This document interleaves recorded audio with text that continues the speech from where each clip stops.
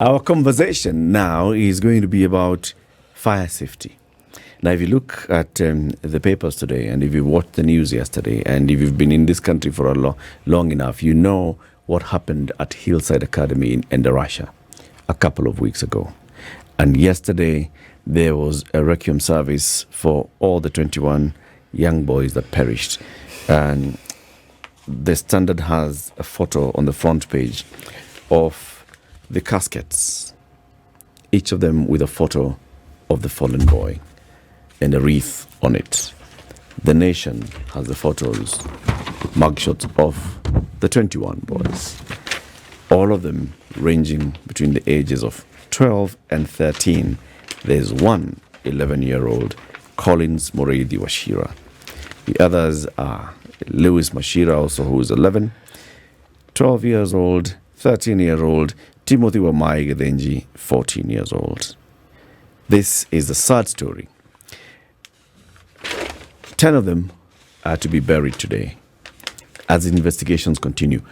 They died in a fire incident in their dormitory one night. Okay? Just this is one. We have seen many cases of fires in schools, cases of fires at home, cases of fires in estates, where an estate catches fire and fire rages through an estate, fire in markets, fire destroys. We want to understand, does our law know fire? Is there any law in this Republic of Kenya that knows fire as fire? Not disasters, but fire.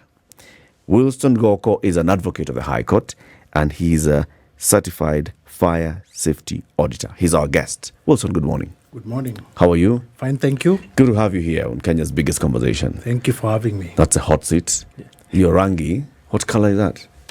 Canary yellow. Eh? Canary yellow. Canary yellow. Fire. That's Red. the red is fire. And then the yellow is not Uda. You got me there. Okay. I'm not so versed in colors, but the red is the one that tells you. You know the red. Yeah, that guy is on fire. The rest is his stories. Yeah. Karibu sana. We will talk about fire and fire safety, but first let me give you the day's proverb. So every week, our colleague Muga, who's been on leave for a couple of days, goes to one African country and picks up proverbs from that country. And then he comes with a proverb a day from that country. The job of a guest is to listen to the proverb and give us their interpretation of that proverb. Okay? So your job, Wilson, is to listen to today's proverb and give us your own interpretation. Proverbs for this week are from Senegal. You know where Senegal is? Yes? Yes. Where is it? West Africa. Very good. You get the marks. Okay. Today's proverb. If you speak, speak to him who understands you. If you speak, speak to him who understands you.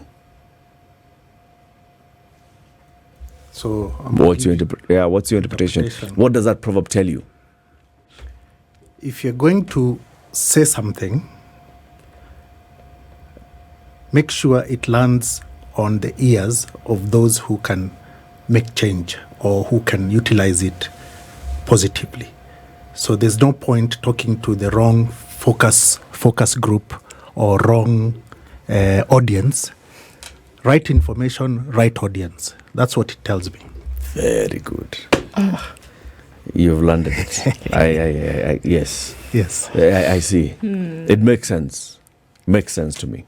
So now let's speak to the right audience. Yes. Okay? Yes. About matters of fire. But first of all, who's a fire safety auditor? What do you do? As a fire safety auditor, I am approved by a government body, the Ministry of Labour, through their Directorate of Occupational Safety and Health Services, DOSHS. They're located at Safety House, Commercial Street, and they are the ones with the mandate for approving experts to carry out safety audits, be fire, occupational safety and health, risk assessments, and many other safety-related inspections and audits. Please say that entity again. Directorate of? Directorate Occupational Safety and Health Services, DOSHS. You can find them on doshmis.go.ke. That is doshmis.go.ke. Okay. They are the regulator. And they are nestled under the Ministry of Labour and Social Protection. And Social Protection. Okay. How long have they been in existence? I found them there when I relocated to Kenya after many years of working in the UK. So I cannot tell you their genesis, but it is more than 25 years. Right. They've been around. Okay. Yes. So for you to get certified by DOSHS, Yes. what do you need to do? You need to be a person with adequate training, experience, and knowledge in your field. So, for example, to be a fire safety auditor, you need to go through a vetting process. They interview you. It takes almost a whole day. You have to present yourself, present your papers, be vetted, and demonstrate your knowledge, expertise, and training, which qualifies you to be a fire safety auditor. If you want to be a health and safety auditor, similarly, you must also demonstrate that you have the right credentials. Okay. Yes, So for you, degrees and all such. For you as a fire safety auditor, do you need any sort of certification to show that you've gone through some level of training on fire safety? Yes. And what is it that's recognized? What is recognized is there's a certain degree you can do, health and safety degree. There are fire safety modules in various universities here and abroad. There is something called NEBOSH, National Examination Board of the UK. They issue certificates in fire safety. There's an Institute of Fire Engineers. They are very rigorous training you can get from them. And if you can pass those exams, it shows that you are competent. And when you go for the interview at DOSHS, and they see that you have passed these exams, and they ask you questions and see you're competent, then they can approve you as a fire safety auditor. Okay. So that's how you get there. So what exactly does a fire safety auditor do? A fire safety auditor carries out fire safety audits as per the Fire Risk Reduction Rules 2007 and the Occupational Safety and Health Act 2007. So you go to workplaces and you look at whether that workplace has met the statutory minimum safety requirements. I had the opportunity today to walk in from your front door, from the gate up to where I'm sitting now. I'm happy to say. Oh, very good. I'm happy to say that Mumepita. What did you see? I saw multiple fire exits. I saw multiple fire extinguishers, multiple fire signs. I saw an evacuation map. I saw a first aid kit. I met with a fire marshal who is also the first aider, and I asked her several questions pertinent regarding her level of training. How often does she take the training? First aid training is annual. And in those few minutes, 10 minutes it took, and I saw very many minimums and above minimum. How many times does the committee here meet? She told me 5 times. The minimum by law is 4. And that was in a space of 10 minutes. How do you know she was a fire marshal? Did she walk up to you and say, "Hi, I'm a fire marshal"? No, I asked her. Who is the fire marshal here? Ah, right. Who is the first aider here? Okay. Where are the exits? And she was telling me there it is, there. And so if I can meet somebody in a workplace and they give me those kind of questions within a space of 10 minutes, that shows there's a positive safety culture. And then I check that you have met the minimum statutory requirements. These are not requirements made up by Wilson Goko. These are passed by an act of parliament and other subsidiary legislation. Okay, this is great because you talk about statutory requirements. Obviously, then it is law. An act of parliament has required that certain standards be set for safety. Correct. Obviously, we have this conversation usually around incidents that occur. It is my hope that we can be having them even when incidents don't occur. Correct. To keep the safety awareness right here at our eyeballs all the time. But I'd like to ask a question. You talk about fire safety auditors being called to workplaces when there's a need to see if, you've an audit. I mean, that's when it happens, to make sure that everything is at par. So that means that there are requirements, obviously, for the workplace. So you're going to have a workplace, you need to have certain things. Exactly. My attention wants to go to whereby it's not necessarily a workplace. Yes. And that is a place that is going to house children, for example, like schools. Okay. Where we see fires have been happening over the years many, many times. And even this year, in the last 1 month, we've seen quite a number. Yes. The one that grabs our attention is one where these 21 beautiful children unfortunately passed. Are there requirements at other public spaces defined or required by law to meet a certain standard? And I'm talking about schools now and other social areas. Thank you. That is the question I came here today to focus on. You have said other public spaces, and you've mentioned the word school apart as a word which is apart from a workplace. A school, for avoidance of doubt, is a workplace. Yes, it is. Yeah. There are workers there, teachers, other staff, and the law describes a workplace as any land, any premises, any location, any vessel, anything at, in, upon, or near which a worker is in the course of employment. Where? That is everywhere. It's everywhere. And it says the act is there to protect persons who are at work and protect persons other than persons at work. So also those who are Persons at work and anybody else who's present. Is there lawfully. If you are like I'm burglar, a person at work here, yes, and you are also then protected, yes, right? Because I am a visitor, or I can be a contractor, or I can be an agent. But if I'm here lawfully, it covers me. If I'm here unlawfully, it doesn't cover. So those are burglars and other terrorists and, these other and those folks. other fellows. Yes, but it is that anything, everywhere, where there is a worker is a workplace. A school is a workplace. Sure. I think my mind goes to then where children are living in school, in a boarding school, for example. So maybe that's why I did that, dissected that. But still, of course, take into consideration all of that. So what we are saying is that there is a statutory minimum Yes. that has been set by law Yes. that has to be abided by. Yes. Okay.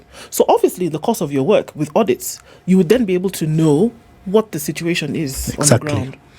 If you were to say, let's just assume Kenya has just 100 schools, boarding schools, just 100. Yes. What numbers are we looking at that these 100 schools, because they're public places, we're using that as an example now. Yes. What would we say out of 100 have met the requirement where children can abide in these spaces and be safe when it comes to the disaster of fire? Just the disaster of fire, nothing else. If you were to ask me my opinion and to give you a number out of 100 public schools, are we in public space or private schools? Well, let's cut across. Schools. Yeah. I would honestly have to say less than 10%. No way. Yes way. Why? That is the question. The law has been here since 2007. It is not new. And once a law is published, it is gazetted, and then it is deemed that every person in Kenya is aware of it. The Ministry of Education has been making some efforts. You remember there was a guide, a manual that they had produced in 2008 after the same incidents, fires here and there. It is a good guide, but it is not produced. It's produced by the Ministry of Education, not by DOSHS. That is where fire experts like us reside, work, and are licensed. The Ministry of Education cannot regulate fire safety. It is not the regulator.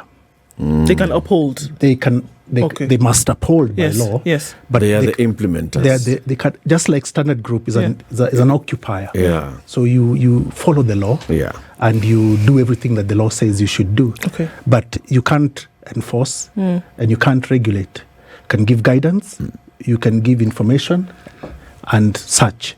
So the Ministry of Labour are trying. Where there is a lacuna or gap is that there is a disconnection between government agencies working together and integrating their approach to fire safety. I think I want to go back to the regulator. DOSHS. DOSHS. That one. Yes. Okay. This regulator, Yes. what its attitude on the regulation and who it regulates. And I'm asking this in a way asking, does it seem to only focus on industrial workplaces? Or does it understand that its mandate covers everywhere across the country when it comes to safety and health safety? Because when you are licensed as auditors, many times you'll hear about the fire auditors and health auditors going into these places where it's big, it's industrial, it's commercial, it's private sector, right? Does the regulator, from your, I know they regulate, they license you and all, but from your observation, does the regulator have a focus on other areas, government institutions, public places, apart from commercial centers? They do. I have, as part of my job, I have audited all sectors. I'm licensed. We are licensed by them to audit every workplace of every kind in the Republic of Kenya. There's 31 offices that I know in counties where there's a sitting officer called a Kosho, who is a county occupational safety and health officer. You can walk in there, it's a public place, and demand to know about the safety elements. You know of WIBA. If you're making a claim when you're injured at work, if your workplace is not registered, the WIBA claim will fail. Because where did you get injured? Did you get injured at home, at work? If so, if you are at work, is it a registered workplace? So that is the answer to your question.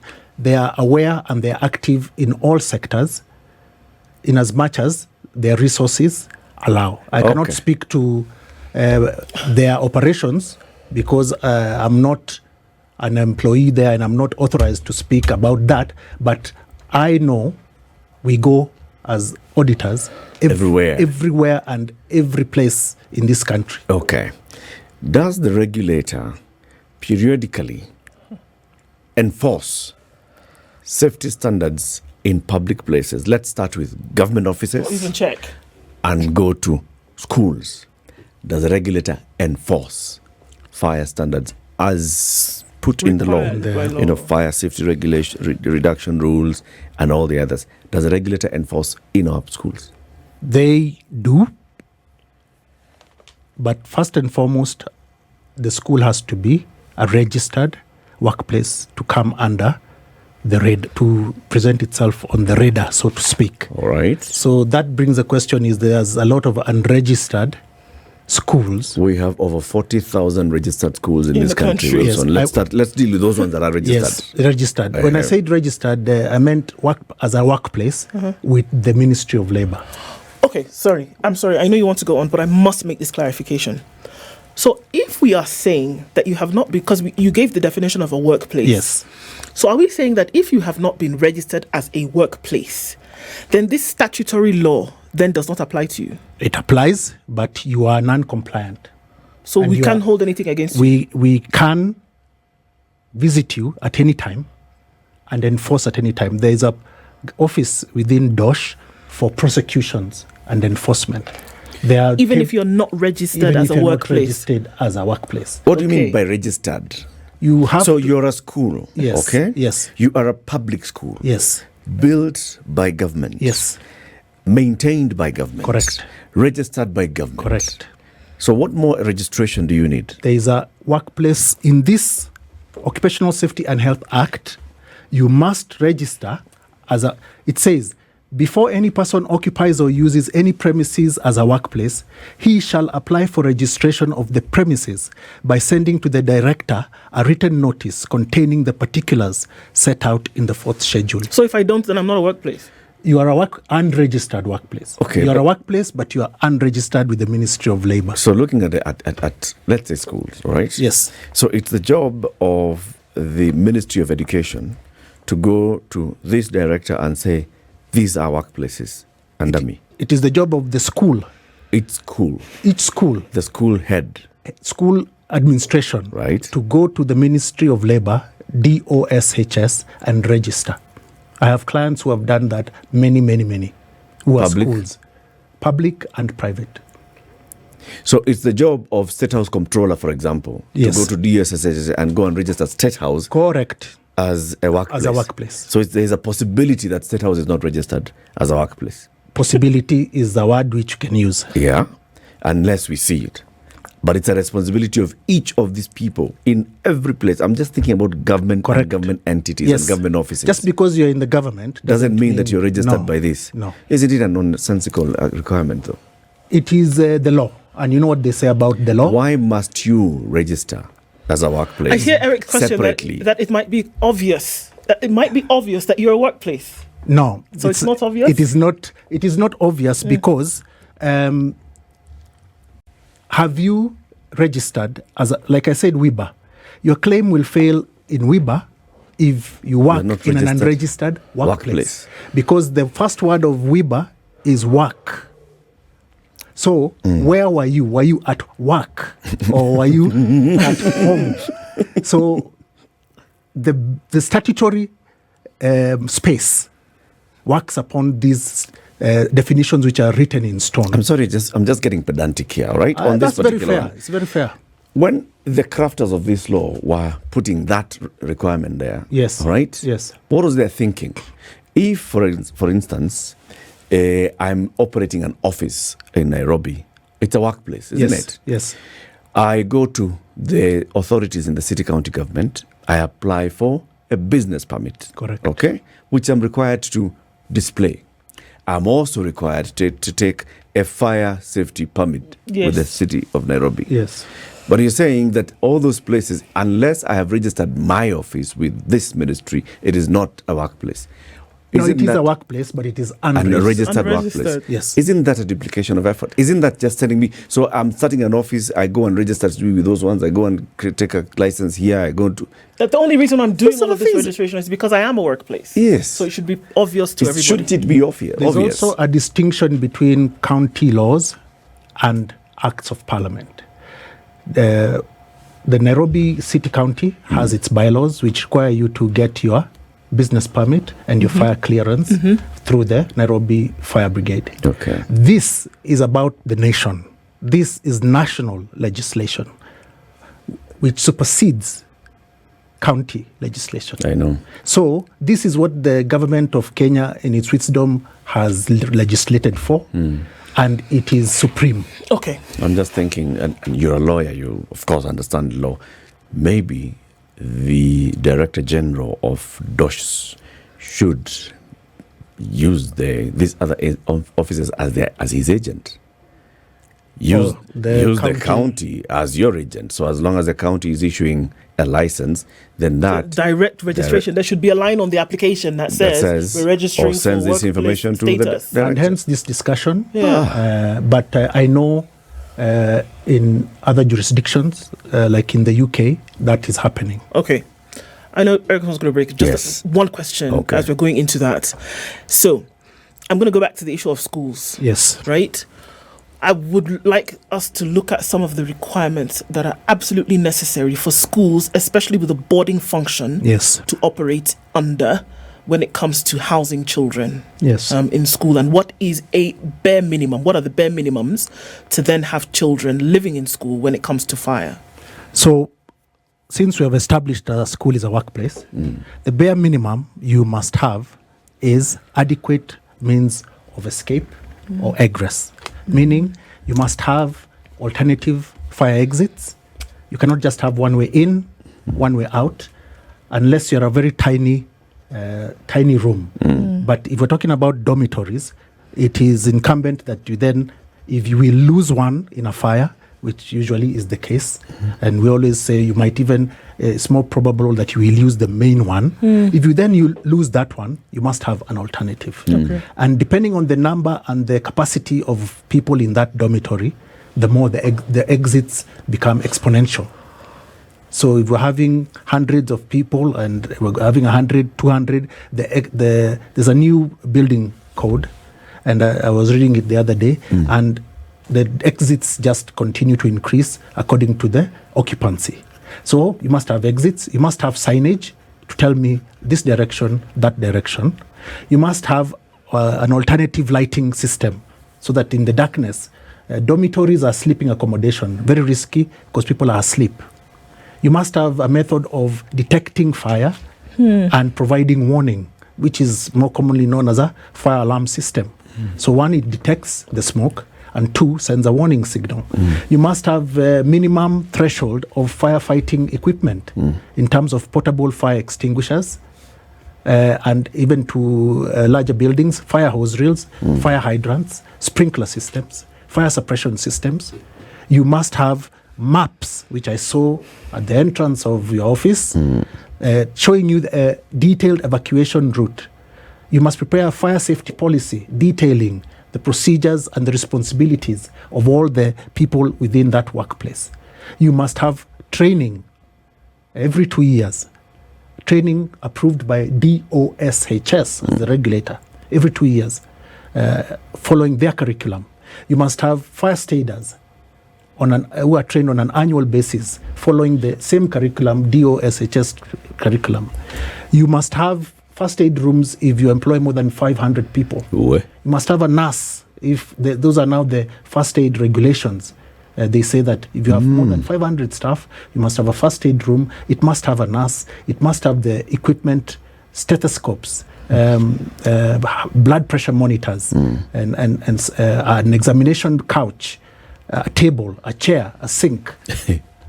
These are statutory minimum requirements. Minimum, I repeat. So the minimum requirements that you've read here, I mean, you can just think many public places do not meet these requirements, right? Yes. If we just want to focus on school, because Hillside and Russia is still fresh in our minds, and the fear among very many parents is just, schools and the safety of their children. So then, and you said, it's just a small percentage of our schools would actually be found to be fit. So who should enforce this? We know it's DOSH, right? Do they have the capacity to enforce this? And should it be enforcement more or awareness creation more? Which one should come first? Are these school communities aware that these are the minimums? Does a school principal or a school board of management know that when it comes to fire, these are the minimums that we ought to have, and we should always adhere to them? According to my reading of this manual, all those issues have been addressed here. The board of management should set up a committee with the mandate of safety. Head teachers should take certain minimum actions to ensure the safety of the pupils, students, and the teachers. Awareness, there can always be more awareness. Awareness should come first before you remove the big stick. And that's why I was saying, like in schools, when I was a young boy, we used to do fire drills. That was many years ago. I don't know that fire drills are being done in 2024. Are they really? Yeah. I don't think I so. was in primary school more than 40 years ago, and we were doing fire drills. That brought a safety culture in that generation. So awareness should come first. Enforcement is always the last option. Awareness will drive the safety culture more than the stick. There's also the reason. And that I think is why we have a regulator, isn't it? But then I have to go back to the capacity question. Is that, does the regulator then have enough capacity? If we're talking about all areas where anybody works, right? And let's look at schools where we have 40,000 registered schools in Kenya. Does the regulator have capacity to ensure and enforce these standards in 40,000 schools in Kenya today? I'll speak as to what I know. What I know is that we are over 100 approved, licensed fire safety auditors in Kenya. Experts who traverse the entire nation doing this on a daily basis. So with that kind of number, it is not enough. 100 plus is not enough. We need more. So that is why we were even brought on board as independent people, but approved and licensed by the government. So DOSH is doing what they can and what they should do. They've got people out there to do these audits. I'm sorry, Wilson, I don't think they're doing what they can. There's still a lot more. So, like you've just said, they've only licensed 100. For all the workplaces registered and unregistered in this country, 100 fire auditors is a drop in the ocean. If you just think about schools alone, over 40,000. If you just think about government offices, starting from a chief's office all the way to State House, those are many offices. Think then in the private sector. Think about public places, markets and all. Think about homes, because homes are also workspaces. All those are too many. But beyond money and having a permanent staff in the office, maybe there are other ways in which DOSH could think of enforcing, and that's awareness creation. How much of that do we see? And I'm not asking you, I'm just posing it out there. How much of it do we see when school heads meet for their annual school principals, whatever, when the Council of Governors is meeting for their biannual annual governors conference, when all these are meeting, when do we see DOSH there? Because that's one place they come and say, listen people, this is what the law says, this is what we encourage you to do, and you can start from this level, go beyond this to that level, and we can reach out. You can reach out to us for further assistance. Do we see them doing that? Well, I'm here today. Well, So- yes, you're here Yes, today. I'm Very here good. today, and I'm approved by DOSH. I'll give you and that, it is yes. in my role as a fire safety auditor, and also secondary to that as an advocate of the High Court, to educate and inform my fellow Kenyans about these things. Okay. So we have started, and you've given me this good platform to do that. Thank you very much. I want to look at something very basic in terms of detection. You mentioned that every space of the list of things that you mentioned, one of them was fire detectors. Yes. We have too many fires. Again, I'm sorry, but I'm going to stay with schools. Yes. We have too many fires happening. I see you looking around for fire Yes, I detectors. see We have. it's there. There's one there. There's one there. So that there must be one in these spaces, right? So what exactly does a fire detector do? And there's a reason why I'm asking. So Okay. please go ahead. There are two types of fire detectors. There's a smoke detector. It detects smoke particles and then sends a signal to a control panel, which subsequently sends a signal to bells and sirens and gives a warning. Okay. So detection, signal, warning. It's loud, we will hear it, Yes, then and we can now... out. Okay. There's a fire. Then there's a heat detector. It detects a rapid rise in heat. Yes. From maybe room temperature to 68 degrees in Yes. a matter of seconds. It does the same thing, sends a signal to the panel, to the bells, fire. Okay. So those are what detectors do. Okay, so that's that. Park that. Now, during a fire drill, I remember also when I was in elementary school that we do, fire, then we'd all go to the flag. We knew where we would go. There was a fire drill. Fire assembly. Yes, there was a fire assembly point. We knew where everything was. But we knew that because we would hear the signal, and we knew that when we heard the signal, this is what we were supposed to do. Correct. Right? So during a fire drill, now when we have these fire detectors, I assume that the fire marshal or I don't know what you would call them, the people Yes, who fire are marshal fire is a marshals, good- okay, they are the ones who would tell you, everybody, should you hear this sound, and you would actually play it during the drill. Should you hear this sound, this is what you are meant to do. Exactly. Whether you are in class, whether you are sleeping in the dorm, Correct. whether you are somewhere in the field, whatever. Correct. This is what you are meant to do in the event that you hear this sound. So Correct. all of this activity happens during a drill, right? Yes. Okay. So in a school, Endarasha Hill in Nyeri County, Yes. if there was regular drilling, Yes.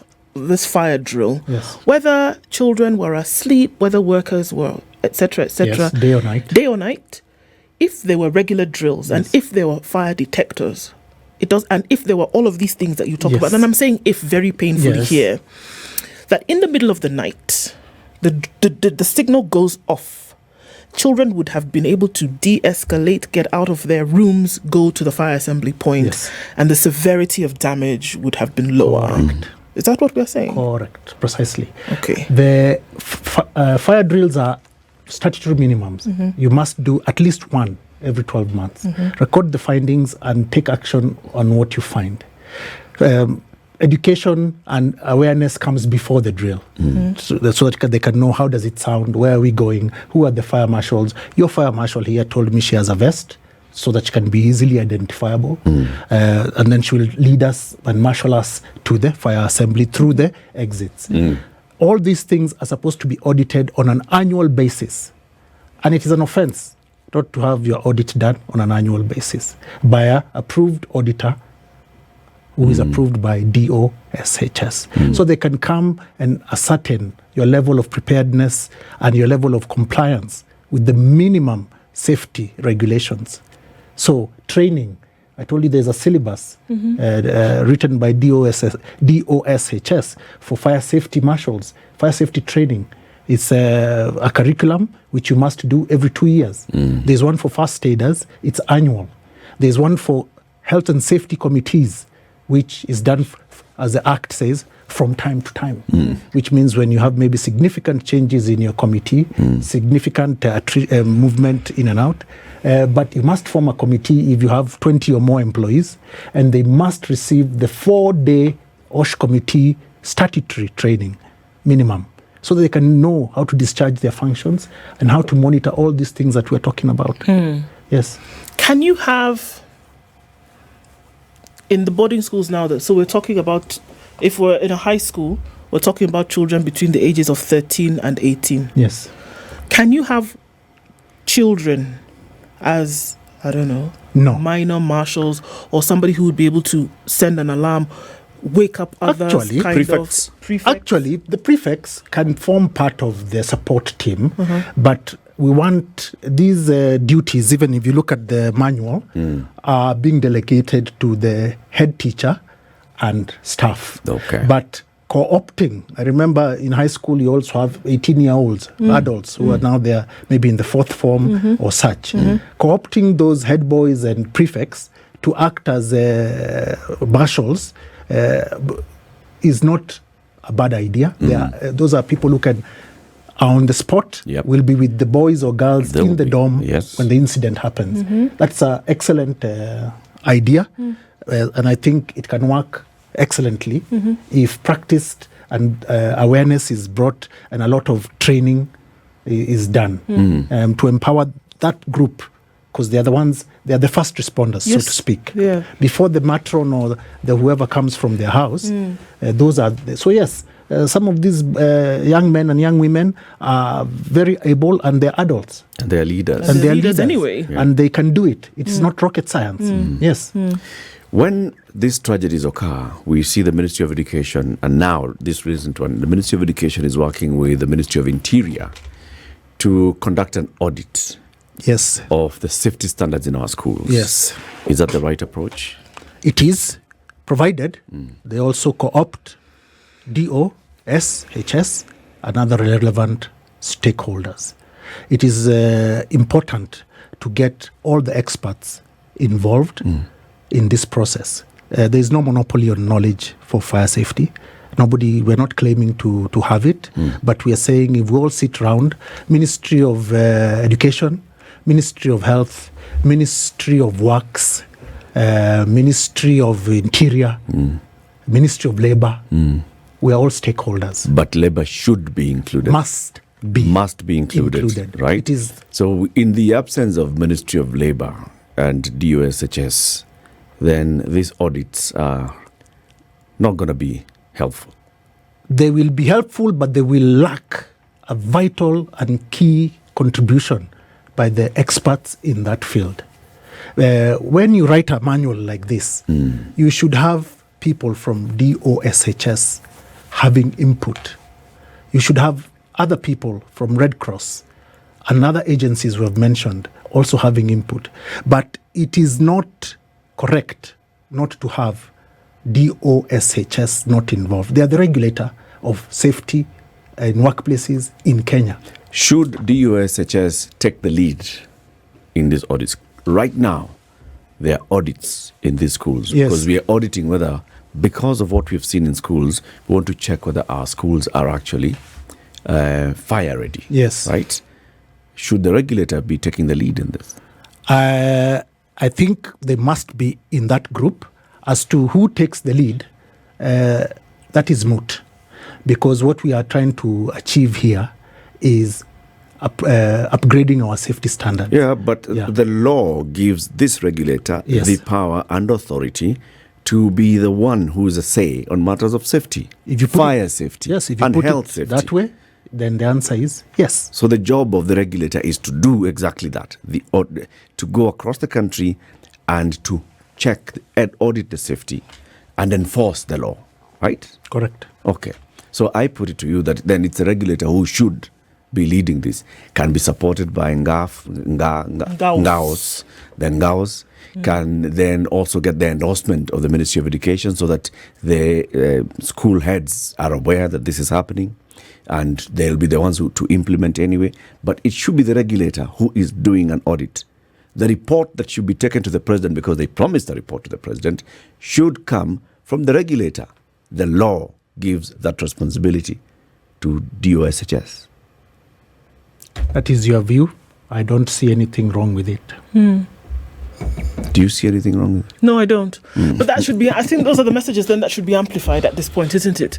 Because, again, I mean, somebody said the other thing, another thing, and we know that coming to around this time, leave accidents aside, but we're getting into, it's what they call fire season in schools. It is.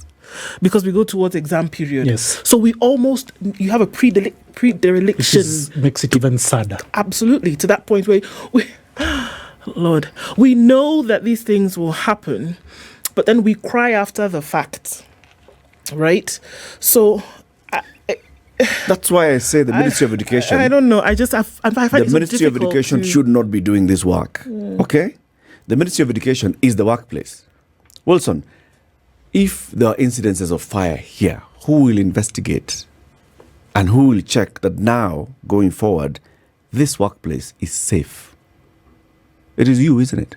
We can't tell Flora. Like me, we can't tell Flora, our fire marshal, to now come and start checking. No. So is the standard group center now safe? Shouldn't. It is an auditor to come and audit fire safety compliance. Yes. Ministry of Education should not, therefore, be doing this audit. It should be supporting. Flora will accompany you as you audit.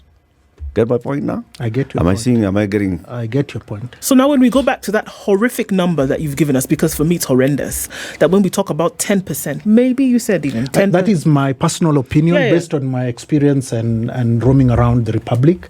It is not accurate, but of course, that is my opinion. Wilson, even if we said that 50%, let's even say 50%. Not good enough.